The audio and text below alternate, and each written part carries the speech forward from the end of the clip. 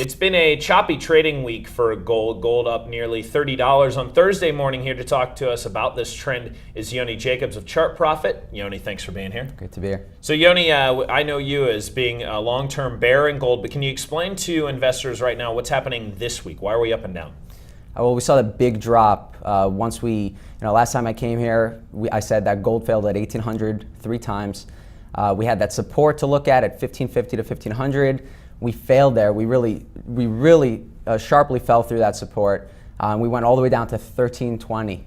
So that's a really sharp drop. What happened is, after you have such a sharp drop of a couple $100 in 3 days, you have a lot of people who start buying it again. So it took a bounce.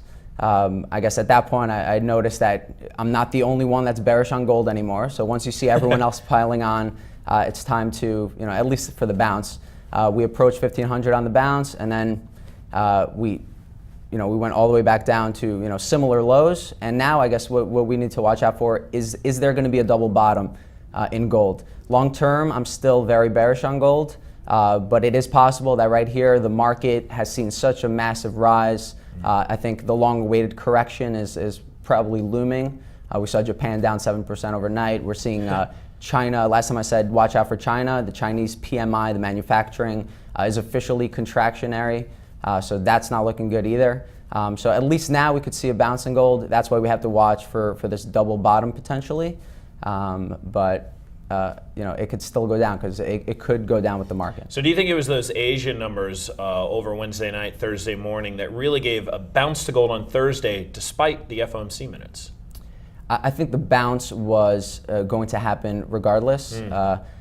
The PMI, you see, it's kind of an interesting situation because gold bulls are bullish on gold because either that China is the best place to be, or that they're going to continue to buy gold, or that the world economy is in trouble.